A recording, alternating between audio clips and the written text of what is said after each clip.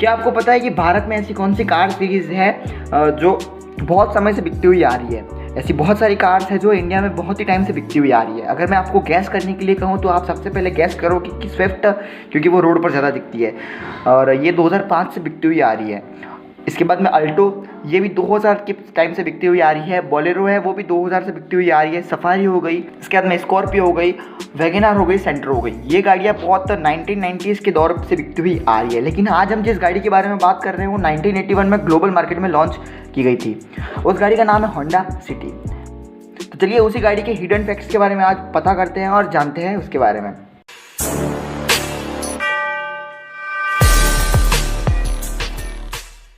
जब 1981 में होंडा ने इस गाड़ी को लॉन्च किया तब इसको एक 3 डोर हैचबैक के नाम पर बनाया गया था। इसमें 2 सीटें लगी हुई थी और ऑप्शनल में 4 सीटें भी आती थी और एक 2 डोर कन्वर्टेबल वर्जन भी इस गाड़ी का लॉन्च किया गया था।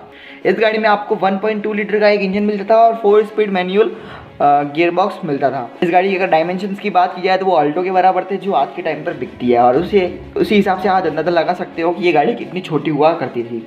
होंडा सिटी के एक वेरिएंट में आपको एक स्कूटर भी मिलता था जो होंडा सिटी के ट्रंक में यानी कि उसके बूट स्पेस में फिट हुआ करता था। उसको एक ट्रंक स्कूटर भी बोला जाता था। उस स्कूटर में एक 50 सीसी का इंजन लगा हुआ था जो 2.5 bhp की पावर निकालता था। होंडा ने उसको इस पर्पज़ के लिए बनाया था कि वहाँ के लोग आसानी से गलियों में जा सके। ये ऐसा पहली बार ऑटोमोबाइल इंडस्ट्री में हुआ था और उसके बाद शायद से कहीं पर ऐसा हुआ है। होंडा सिटी के फर्स्ट जनरेशन को बहुत सारे अलग अलग देशों में एक्सपोर्ट किया जाने लगा और फर्स्ट जनरेशन से काफ़ी हिट हो चुकी थी। एक्सपोर्ट तो बहुत सारे देशों में किया गया लेकिन खाली एक देश में होंडा सिटी के नाम को थोड़ी तकलीफ हुई और वो था यूरोप देश। वहाँ पर होंडा सिटी के नाम से इस गाड़ी को नहीं बेचा गया और ऐसा इस कारण से हुआ कि ओपेल जो कंपनी थी वहाँ की यूरोप की, वो होंडा सिटी के ट्रेडमार्क को यानी कि होंडा सिटी का जो मेन नेम है सिटी, उसके ट्रेडमार्क को कॉपीराइट करके रखा हुआ था। उस नाम से कोई और गाड़ी नहीं बेच सकता था यूरोप देश में। तब उस गाड़ी का नाम होंडा जैज़ रख दिया गया जो आज भी आपको एक हैचबैक के तौर पर मिलती है और वो इंडिया में भी आपको खरीदने को मिल जाएगी। फर्स्ट जनरेशन की अच्छी सक्सेस के बाद में होंडा सिटी की 1986 में इस फर्स्ट जनरेशन को बंद कर दिया गया, ये डिसकंटिन्यू हो गई। फिर 1987 तक जो स्टॉक था उसको क्लियर करने के बाद इसके सेकंड जनरेशन को लॉन्च किया गया और उसने आते ही धूम मचा दी। ये गाड़ी थोड़ी मॉडर्न हुआ करती थी लेकिन ये भी एक 2 डोर हैचबैक ही थी तब भी।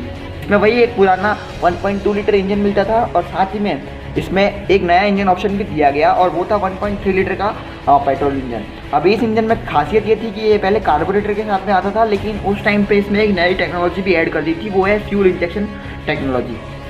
तब इस गाड़ी में आपको एक 5 स्पीड मैनुअल गियर बॉक्स मिलता था और साथ ही में 4 स्पीड ऑटोमेटिक गियर बॉक्स भी मिलता था और ये भी बहुत ही पॉपुलर गियर बॉक्स हुआ करता था उस टाइम के हिसाब से। होंडा सिटी पहले 2 डोर और 3 डोर हैचबैक के नाम पर लॉन्च हुई थी।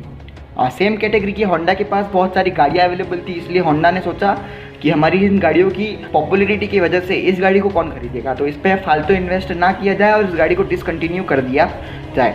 यही सोच रखते हुए होंडा ने सेकेंड जनरेशन सिटी को डिसकंटिन्यू कर दिया।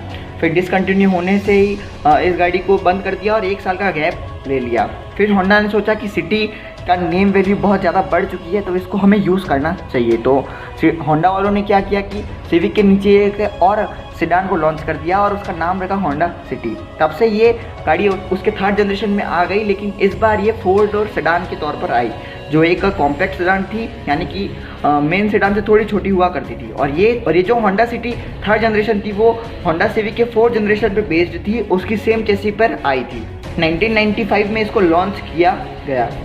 इस गाड़ी के लॉन्च होते से ही होंडा ने अपने सेडान ब्रैकेट को और भी ज़्यादा बढ़ा दिया और इसके प्राइस ब्रैकेट भी और ज़्यादा बढ़ गए और लोगों के पास बहुत ज़्यादा ऑप्शन हो गए सेडान के रूप में। होंडा ने इसके थर्ड जनरेशन को और भी ज़्यादा देशों में पहुंचाया और 1998 में इसकी असेंबली इंडिया में भी होनी शुरू हो गई। इंडिया में इस गाड़ी के 1.3 लीटर और 1.5 लीटर इंजन को लॉन्च किया गया और साथ में लॉन्च होने के साथ में बहुत ज़्यादा सक्सेस भी हासिल कर दी गई। 2000 में इसका एक प्री फेसलिफ्ट मॉडल भी लॉन्च किया गया जिसको टाइप Z भी कहा गया और ये 2003 आते आते डिसकंटिन्यू हो गया। 4th जनरेशन होंडा सिटी को इंडिया में 2003 में लॉन्च किया गया। ये पहले ग्लोबल मार्केट में 2002 में लॉन्च हो चुकी थी लेकिन 2003 में इंडिया में ये आई थी। इस गाड़ी में IVTEC टेक्नोलॉजी को भी इंट्रोड्यूस किया गया और इस टेक्नोलॉजी में इंजन बहुत ज़्यादा स्मूथ हुआ करते थे। इसमें आपको 5 स्पीड मैनुअल मिला करता था और एक CVT ऑटोमेटिक ट्रांसमिशन में मिला करता था। इस गाड़ी को लोग डॉल्फिन लुक के नाम पर भी जानते थे क्योंकि इस गाड़ी की लुक जो थी वो डॉल्फिन से रिजेंबल करती थी। 5th generation of Honda city, इस गाड़ी को 2008 में लॉन्च किया गया था। ये गाड़ी जब मार्केट में आई तो इसके लुक्स की वजह से इसने धमाल मचा दिया क्योंकि इसके लुक काफ़ी प्रॉमिसिंग थे और साथ ही में इसकी इंजन परफॉर्मेंस भी और बढ़ गई और इसकी इंजन परफॉर्मेंस के तौर पर बहुत सारे अलग अलग पावर के तौर पर इंजन इसमें मिला करते थे। सबसे लोएस्ट मॉडल जो था इसका वो 94 PS की पावर प्रोड्यूस करता था और इसका हाईएस्ट मॉडल जो था वो 140 bhp की पावर प्रोड्यूस किया करता था। इंडिया में इसका खाली 120 bhp तक वर्जन को ही लॉन्च किया गया और साथ ही में इसमें डीजल ऑप्शन भी आ गया था। ये गाड़ी आपको आज भी देखने को मिल सकती है रोड पर और ज़्यादातर लोग इसको मॉडिफाई करने के लिए ही लेते हैं और रिकमेंड भी करते हैं।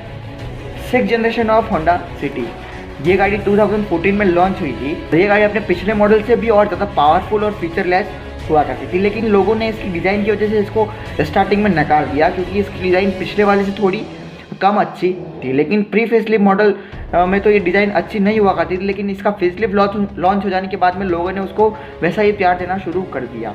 इस गाड़ी में आज के टाइम के हिसाब से सारे फीचर्स ऐड कर दिए जिसमें सनरूफ, एप्पल कारप्ले, एंड्रॉयड और टच स्क्रीन वगैरह जितने भी मॉडर्न जनरेशन के फीचर है वो सारे इस गाड़ी में आ चुके थे और 2020 तक आते हुए इस गाड़ी को अभी डिसकंटिन्यू होंडा कर देगा। अगर किसी गाड़ी को सक्सेस बनाना है तो कंपनी वालों को होंडा से सीख लेनी चाहिए क्योंकि उन्होंने 1981 से एक प्रोडक्ट को लॉन्च किया और वो अभी तक उस प्रोडक्ट को चलाते आ रहे हैं और ऐसा भी नहीं हुआ कि उस गाड़ी के प्राइस ब्रैकेट को बढ़ा दिया गया। तब ये गाड़ी जिस प्राइस ब्रैकेट पे मिलती थी उसी की वैल्यू के हिसाब से उसकी प्राइस ब्रैकेट को रखा गया, यानी कि सेम प्राइस ब्रैकेट आप बोल सकते हो। साथ ही में इसमें और भी नए नए फीचर्स भी ऐड करता गया है होंडा और उसको अप टू डेट रखता गया है। ये गाड़ी पूरे वर्ल्ड में फेमस है और आधे से ज़्यादा लोगों की ये ड्रीम कार भी है क्योंकि ये गाड़ी बहुत ज़्यादा अफोर्डेबल प्राइस पर भी आती है जिसको हर कोई एंथुसियास्टिक ड्राइवर होता है वो खरीद सकता है और ये सबकी पहली पसंद ही होती है क्योंकि सिविक वगैरह जैसी गाड़ियाँ होती है वो लोगों को पसंद आती है लेकिन वहाँ तक लोग खरीद नहीं पाते हैं जो खुद के शौक के लिए होती है। जब ये डिसकंटिन्यू हो जाएगी तो इसका 7th जनरेशन मॉडल को लॉन्च किया जाने वाला है इंडियन मार्केट में भी, लेकिन ये अभी लॉकडाउन के चलते हुए इसको लॉन्च नहीं कर पा रहा है होंडा। लेकिन इसके सारे ग्लोबल एनकेप टेस्ट वगैरह सामने आ चुके हैं और इस गाड़ी की सारी स्पेसिफिकेशन भी सामने आ चुकी है प्राइस को छोड़कर। तो वीडियो ज़्यादा लंबा ना हो जाए इसलिए मैं उसका अगला वीडियो या फिर एक सेपरेट वीडियो बनाने वाला हूँ। तो अगर उस वीडियो को देखना चाहते हो तो मेरे इस वीडियो को लाइक कर दो और साथ ही में चैनल सब्सक्राइब कर बेल आइकन भी दबा दो जिससे वो मैं वीडियो जब भी डालूंगा तो आपको नोटिफिकेशन भी मिल जाएगी। तो that is it for today guys, thank you.